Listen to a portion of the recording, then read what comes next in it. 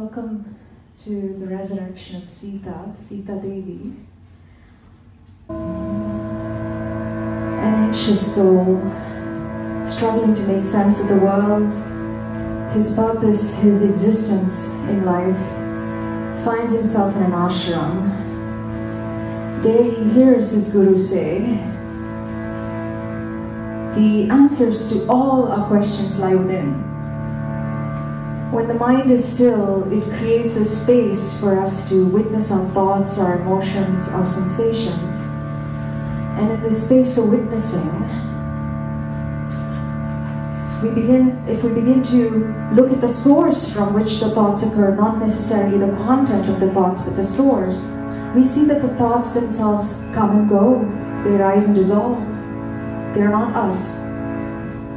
Instead, what remains is our witnessing self, and I amness, that is the eternal witness of all thoughts, all emotions, all sensations, all identities in us. And the more we abide in this felt sense, we see that this I amness is the same in everyone else, and is the eternal witness of all phenomena in everyone.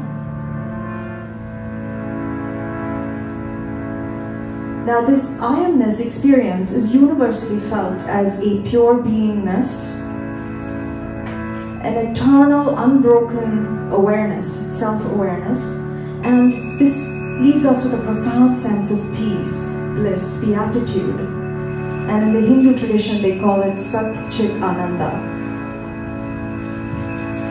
Now this I amness experience is itself a reflection of our true self, like the sun's reflection in a pond of water. And the more we abide in this I amness experience, by some divine grace we are actually taken beyond this experience to realize our true self, which is the one absolute, non-dual one, that is indescribable, attributeless, absolute. And in many traditions they've called it by many names: Yahweh, Allah, Christ consciousness. And in the Hindu tradition they refer to it as Shiva. And this I amness, our true self, the one, is not something that's apart from us. It is the very essence of our soul. And this supreme knowledge is hidden in the cave of our hearts, waiting to be revealed. Perhaps this is the holy grail that Indiana Jones was after. But you know, that Hollywood movie wouldn't have made any money. Because he'd just be sitting on top of a hill meditating for 2 hours. Who'd want to see that? Anyway, the only thing that separates us from realizing our essence, our true self, is our belief that we are limited beings.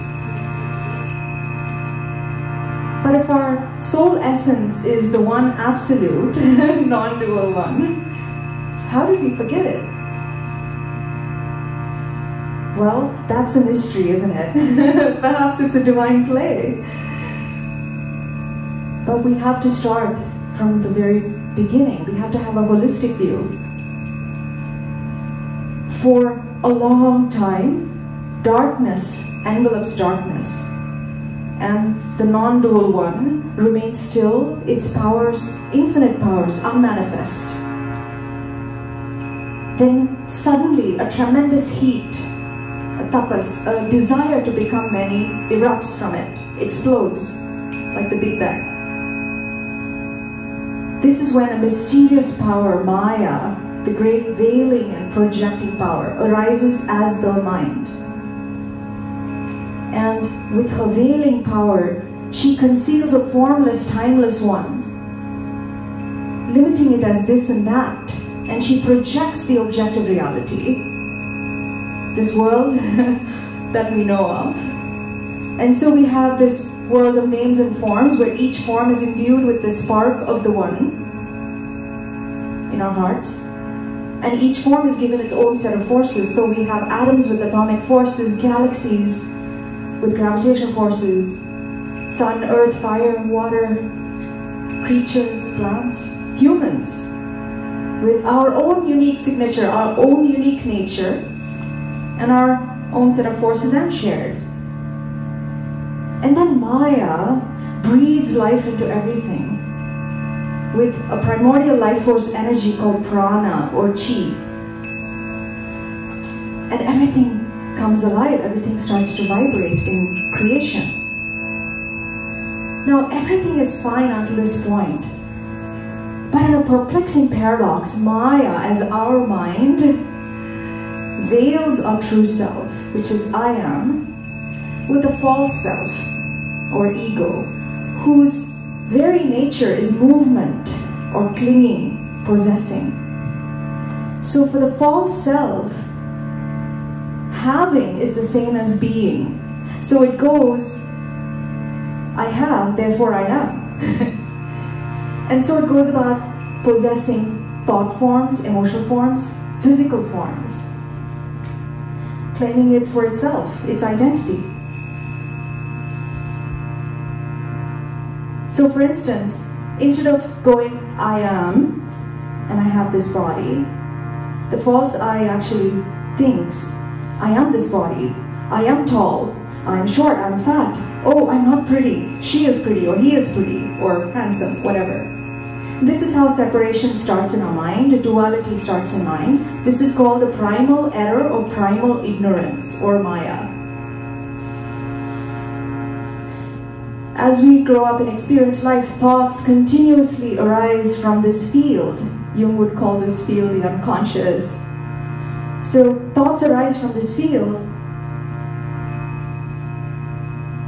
as past memories, latent impressions, conditioned patterns, our intellectual proclivities, and the false I claims all of them for itself, right? It strengthens its identity, and when this combines with our capacity, mind's capacity to project into the past and future, we now have very strong narratives, very strong beliefs, opinions, and we begin to defend them. So we cannot be who we are without referring to a single thought, emotion, sensation, identity. And the false I endures, duality endures, as long as there is movement in the mind. But strangely, the false I, the ego, cannot exist in the present moment, in the here and now, because there's only the experience that is unfolding and our natural response to it, nature, our nature.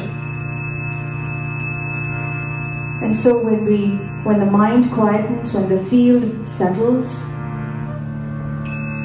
and when we fall into our witnessing self, we begin to tease apart the I am from all forms, thought forms, emotional forms, even physical forms. And it is here in the witnessing self that we begin to see what the false I is. It is exactly that, false. The student who is listening to the Guru speak scratches his head going, oh my God, this is so tricky. I can't wrap my head around this. Can you please make it simpler? And the Guru says, sure. Perhaps a story might help unpack all this. There once lived a sage, his name was Valmiki. He was so attuned to the One that he became the perfect medium to channel, to compose this sublime poem called the Ramayana, or Rām's journey. Now while King Rām was known as the epitome of righteousness, of dharma, it's an Indian word, meaning one who adheres to cosmic law. While King Rām is known as the epitome of righteousness, it is his wife, Sita's peculiar life story that makes this the spiritual classic, because it shines a light on our soul's awakening. And Valmiki himself was so taken by Sita, his spunky heroine, particularly her forbearance, her deep passivity, and her complete surrender in the face of great adversity, great suffering, that he called his epic Sītā Devī, meaning Sita's glorious life story. Now it all began one day when Valmiki was sitting by the river Tamasa, absorbed in the love games of two cranes.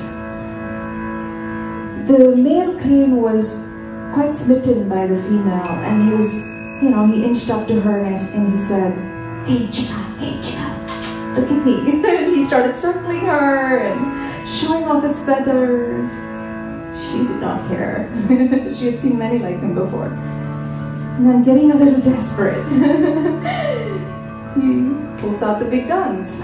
The male crane stands on one leg and starts pirouetting with such poise that it would have put Muriel to shame. Anyway, that got her attention, and her heart was pounding, going, oh my God, he's a keeper. He's a keeper.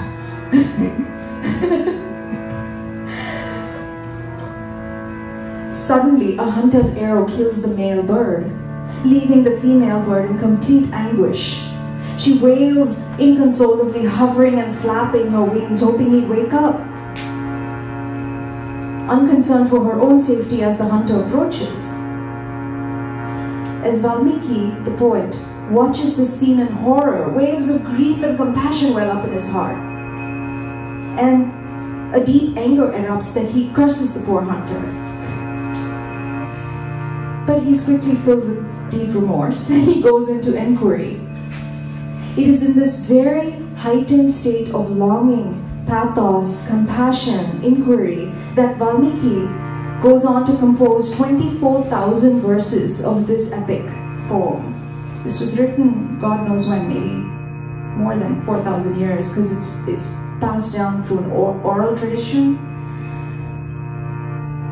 So he goes on to compose 24,000 verses of this epic, where separation of loved ones becomes the dominant aesthetic mode, leitmotif, if you will, of the Ramayana. And strange as it seems, he also realizes that the curse he had just blurted out was actually a melodic Sanskrit poem written in a new metrical form. And it was actually a benediction to the Supreme for having killed Rāvana, whose lust tore two lovers apart. So it naturally begs the question, who is Rāvana? Well, Rāvana was a great yogi king who ruled over Lanka, the present-day Sri Lanka. He was a supremely gifted man. He had everything a man, a king would want, and more. An absolute charmer. But he had many vices, starting with an insatiable lust for women. And he also happened to control all 3 realms of the universe. So he put the demons in the underworld to work, filling his treasury in the gods in heaven. Well, he dictated when the sun would rise and fall, set. He dictated how the rains would fall. They could only fall ever so gently, and the winds, they could only breeze through his lands. They could never be gusts or storms. Clearly, all of his power, destabilized the cosmic order. And not to mention, all this power went to his head, that he had not 1 but 10 heads. Naturally, all the gods, demons, humans, unable to perform their functions, they run to Lord Vishnu, who is the sustainer of the universe, for help. And then Lord Vishnu assures them that he will be born as King Rām in order to kill Rāvana and re-establish the cosmic order. And this is how Rām is born, in order to kill Rāvana. A student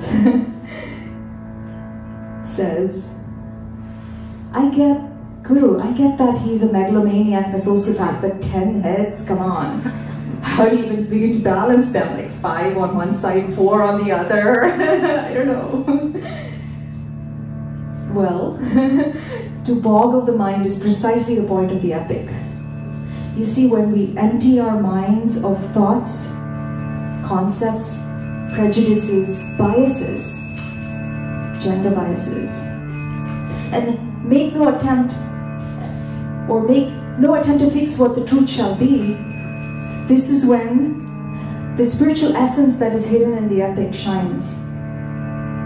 Now getting back to the allegory of Ravana and his 10 heads, he actually represents the 10 agitations or movements in our mind, like lust, greed, hate, pride, all those things.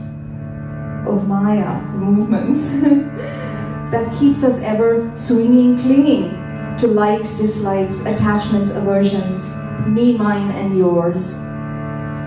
And so Ravana represents our false ego, false self, and its identifications and its possessing. We start our performance with a hymn to Hari.